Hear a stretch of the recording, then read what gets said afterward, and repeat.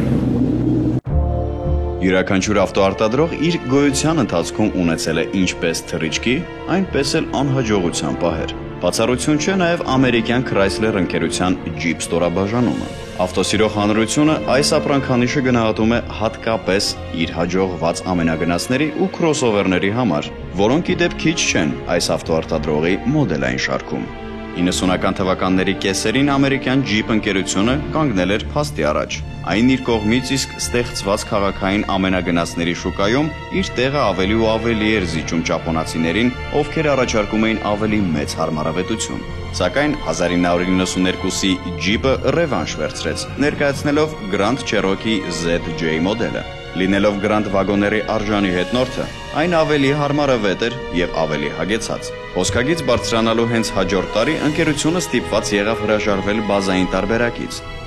քանի որ Laredo եւ Limited կոմպլեկտացիաները ավելի մեծ ժողովրդականություն էին վայելում։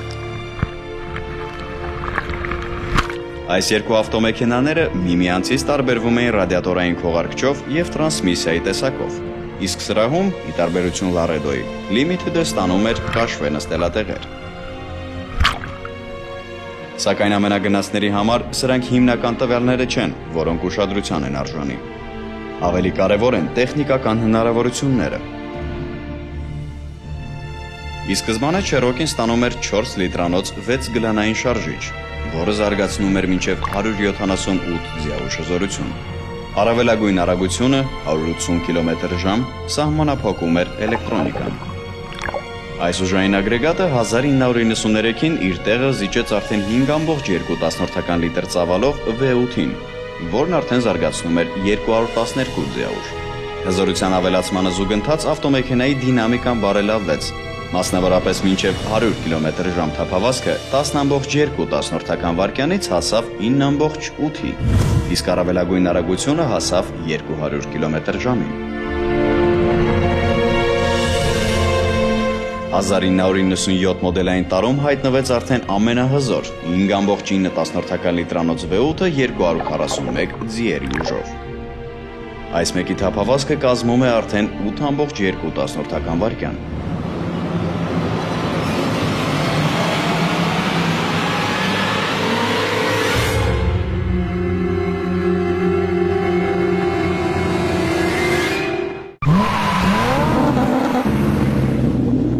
Չնայած մեքենայի բավականին մեծ չափերին, մեծ երկարությանը, մեծ լայնությանը, բավականին հարմարավետ, այսինքն մեքենայի կողամասերը, այսինքն գաբարիտները զգացվում է բավականին հեշտ, այսինքն անհարմարություն չի առաջացնում, ինչ որ նեղ տարածքներով անցնելուց, այսինքն բավականին հարմարավետ է։ Սրահը, չգիտեմ, ես երևի մի քիչ բոյով չեմ,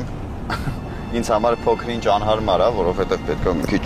մեծ լինես այս սրահի համար։ Մեքենայի մաքսիմալ արագությունը գրված է 220 կմ/ժ, բայց ես պաշտոնական տվյալներով չգիտեմ ինչքանով է դա ճիշտ, ինչքանով սխալ, գիտեմ, որ այս մեքենաները զարգացնում են մաքսիմում 200-205 կմ/ժ, բայց գրված է 220։ 0-ից 100 թափավազքը կազմում է 9 վայրկյան, էլի պաշտոնական տվյալներով, չգիտենք, չենք փորձել, բայց զուտ փորձելով այս մեքենայի ընթացքը ես մի քիչ կասկածում եմ, որ նա նույնիսկ կզարգացնի այդ արագությունը 9 վայրկյանում, որովհետև շատ ծանր, դանդաղ, մտածելով, չգիտեմ, ես կարծում եմ, որ այս մեքենան հնարավոր չի, որ զարգացնի 0-ից 100 կմ/ժ 9 վայրկյանում։ Ասեմ, որ այս մեքենաները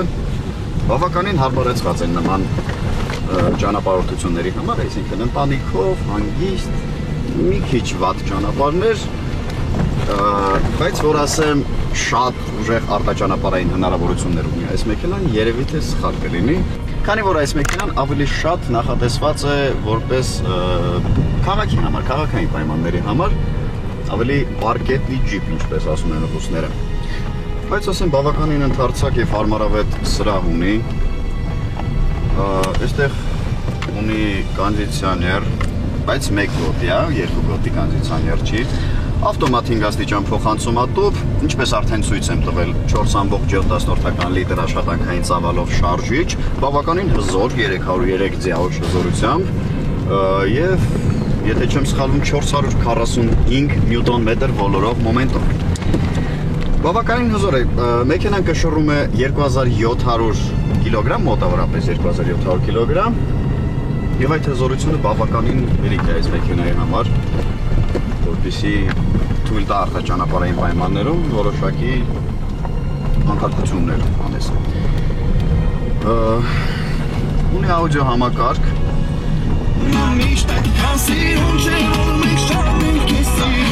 կարևորը ունի սովորական գործարանային աուդիո համակարգ։ Հիմա ես ուզում եմ փորձել այս մեքենան մայրուղու վրա, քանի որ ասում են այս մեքենաները մայրուղուն իրենց ավելի լավ են զգում, քան քաղաքային եւ արտաճանապարհային ներում։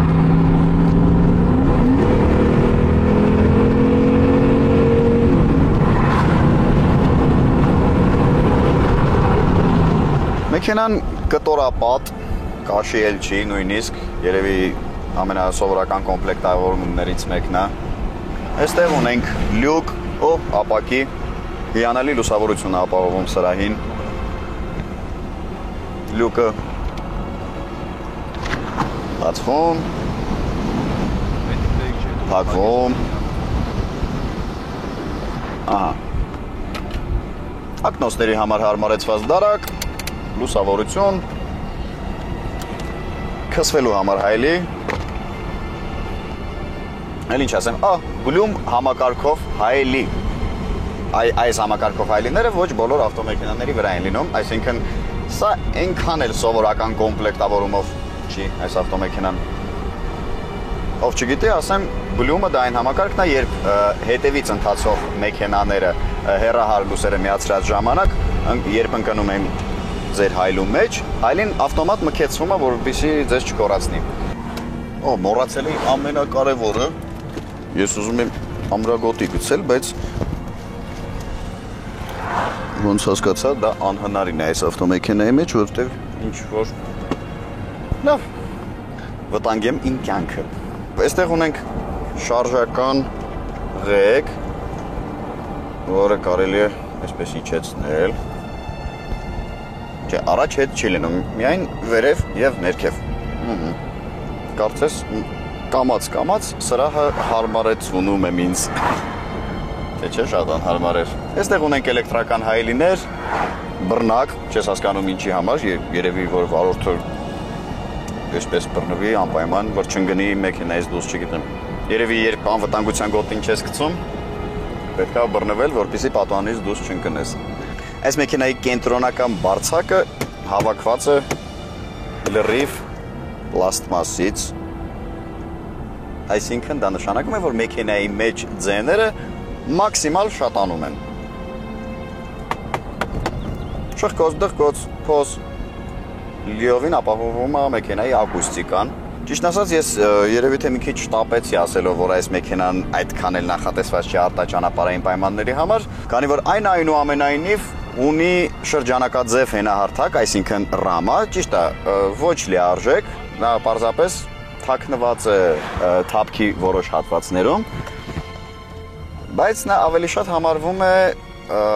պարկետային ջիպ, այսպես ասած։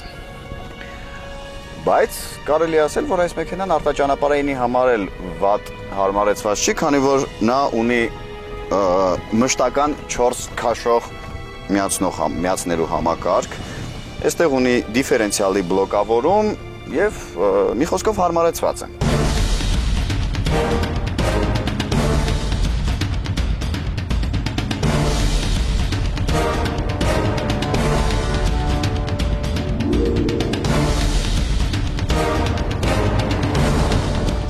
Լավ, դե հիմա երևի թե մի քիչ փորձենք, թե ինչերի նա ընդունակ։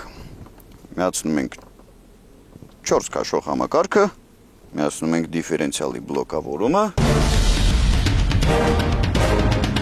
Տեսնենք ոնց ենք ջարդում այս ավտոմեքենան։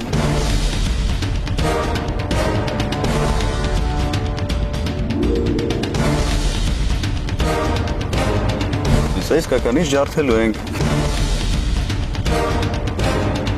Չէ, վատ չի ասեմ։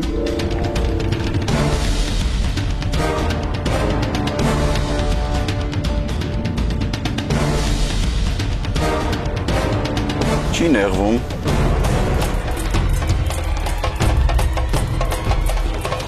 Բարձր լուսաձեռքը 210 մմ թույլ է տալիս անցնել նման ճանապարհներով։ Այս հատվածին նայելով հասկանալի է դառնում, որ այստեղով ուրիշ ոչ մի ավտոմեքենա չի անցել, որովհետև դժվար թե իմաստ ունի այստեղ ավտոմեքենայով մտնել, բայց արտաճանապարհային հնարավորություններ փորձարկելու համար բավականին լավ տեղ ենք գտել, ճիշտն ասած։ Կարծում եմ, որ հետագայում էլի կարելի է գալ այստեղ քարեր, փոսեր եւ 4 քաշող համակարգ։ Սարիկներ, ձորիկներ,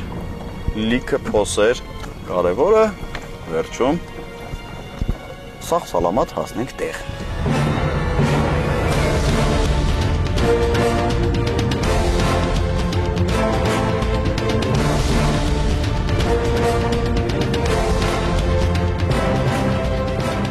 Փաստորեն ստացվում է, որ օֆրոդի սիրահարները Սևանը սիրելու ունեն եւս մեկ պատճառ, քանի որ այստեղ կարելի է հանգստանալ ոչ միայն քաղաքակիրթ պայմաններում, այսինքն ընտանիքի հետ եւ չգիտեմ, այսպես հանգիստ, ջուր, այլև կարելի է բավականին էքստրեմալ հանգիստ անցկացնել այստեղ, քանի որ տարածքներ կան, որ ճանապարհ ընդհանրապես գոյություն չունի, այստեղ նույնիսկ տնային կենդանիները կդժվարանան անցնել։ Կարծում եմ այս մեքենան ավելին է ընդունակ, ավելի մեծ պոտենցիալ ունի, պարզապես մենք չփորձարկեցինք նրան շատ էքստրեմալ պայմաններում, մենք պարզապես վարեցինք նրան մի քիչ մայրուղուց դուրս, այսպես ասած, բայց կարծում եմ նա այնտեղ էլ իրեն վատ չի դրսևորի, այնտեղ որտեղ գնում են եզակի արտաճանապարհայինները, կարելի է փորձել, ինչու ոչ, բայց միևնույնն է, այս մեքենան նախատեսված է ավելի քաղաքային մայրուղիներում վարելու համար։ Մեքենան նույնիսկ կրուիզ կոնտրոլ ունի, որը նշանակում է, որ նա նախատեսված է մայրուղու համար։ Այստեղ ունենք, եթե կարելի ասել, ծիպտրոնիկ փոխանցումատուփ, այսինքն փոխարկումները ձեռքով կատարելու հնարավորություն է տրված պարզապես։ Մեծ ես չեմ կարծում, որ դա լավ միտք է այս մեքենայի համար, բայց իրականում երբ սեղմում ես գազի ոտնակը, ձայնը մեքենայի պարզապես ապշեցուցիչ է, բայց մեքենա չի գնում, բայց շատ գերազանց, շատ հիանալի են ականջները սիրող, գուրգուրող ձայն ունի, բայց չի գնում մեքենա։